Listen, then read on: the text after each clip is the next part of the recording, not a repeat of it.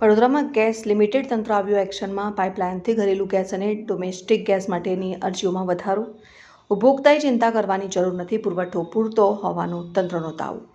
મહાનગરપાલિકા તંત્ર દ્વારા ભરાઈ રહ્યા છે જરૂરી પગલાં. ડોમેસ્ટિક ગેસ અને કમર્શિયલ ગેસ ગ્રાહકો માટે સારા સમાચાર.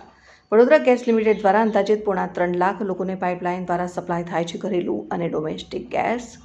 પીએનજી ગેસ કનેક્શન મેળવવા છેલ્લા એક અઠવાડિયામાં કનેક્શન મેળવવાની અરજીઓમાં બમ્પર ઉછાળો આવ્યો હોવાનો તંત્રનો દાવો. છેલ્લા અઠવાડિયામાં 400 નવી અરજીઓ આવી, 1500 લોકો ફોર્મ લઈ ગયા. ફેબ્રુઆરીમાં 1350 જેટલી અરજીઓ આવી હતી અને વર્ષે 2024થી લઈ અત્યાર સુધી 5000 જેટલી અરજીઓ પેન્ડિંગ.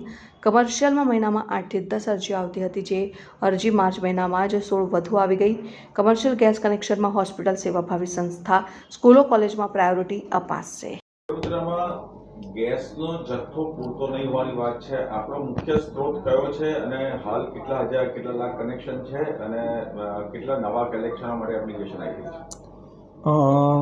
હાલમાં જે પરિસ્થિતિ છે એમાં કોઈ પણ જથ્થો અપૂરતો હોય અને કોઈ પણ કાપ હોય એવી કોઈ વાત નથી અને અમને પણ એવી કોઈ સૂચના નથી. વડોદરા ગેસ લિમિટેડ દ્વારા હમણાં એકંદરે કુલ ડોમેસ્ટિક 2,75,000 જેટલા કનેક્શન છે, કમર્શિયલ 3,000 ઉપર કનેક્શન છે અને ઇન્ડસ્ટ્રીઝમાં 80 જેટલા કનેક્શનો વડોદરા ગેસ લિમિટેડ હાલ આપેલા છે. અને ડોમેસ્ટિકની અને આપણે કોમર્શિયલની વાત કરીએ તો ડોમેસ્ટિકના અંદર આ ચાલુ ગયા અઠવાડિયામાં જ લગભગ 400 જેટલી અરજીઓ નવી આવેલી છે અને 1500 જેટલા લોકોએ ઇન્ક્વાયરી કરી અને ફોર્મ લઈ ગયા છે કે જે લોકો આગામી સમયના અંદર નવા કનેક્શન માટેની અરજી કરશે અને હજી પણ લોકો ઇન્ક્વાયરી કરી રહ્યા છે અને એ પ્રમાણે નવા કનેક્શન આપવામાં આવશે. અને કમર્શિયલની વાત કરીએ તો કમર્શિયલમાં જે જાન્યુઆરી અને ફેબ્રુઆરીની કમ્પેરિઝનમાં તમે જુઓ તો જાન્યુઆરી અને ફેબ્રુઆરીમાં દર મહિનામાં 8થી 10 કનેક્શન માટેની અરજીઓ આવતી હતી, જે ચાલુ 15 તારીખ સુધી 15મી માર્ચ સુધીમાં જ 15 નવા કનેક્શનની અરજી આવેલી છે.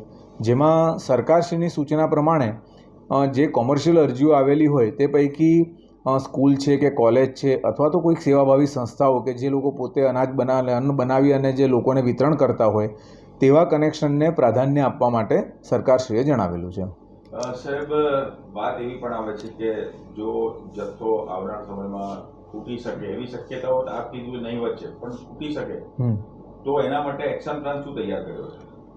હાલમાં તો આવી કોઈ પરિસ્થિતિ નથી, પણ જો સરકારશ્રીની સૂચના એવી છે, કારણ કે આ બધું આપણે ડિપેન્ડન્સી જે હમણાં યુદ્ધની પરિસ્થિતિ છે એમાં છે, તો યુદ્ધની પરિસ્થિતિ જો વધારે વકરે તો પણ જે ડોમેસ્ટિક આપણા જે પણ કનેક્શન ધારકો છે એ અમારી સૌથી પહેલી પ્રાથમિકતા રહેશે અને લોકોને પોતાના ઘરે રસોઈ બનાવવામાં અગવડ ન પડે તે અમારી સૌથી મોટી પ્રાથમિકતા રહેશે. તો પણ એવું કહી શકાય કે જરૂર પડે તો ગેસમાં પણ કામ આવી શકે?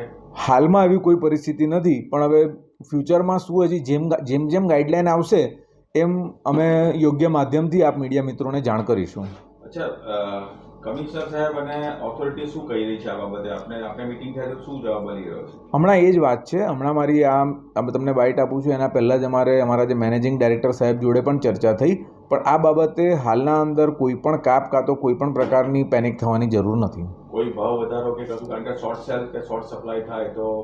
ના, એવું હજી હમણાં હાલની પરિસ્થિતિમાં કોઈ પણ એવું ભાવ વધારા માટે કે એવું કોઈ પણ પ્રશ્ન હમણાં નથી. Administrative officer BGA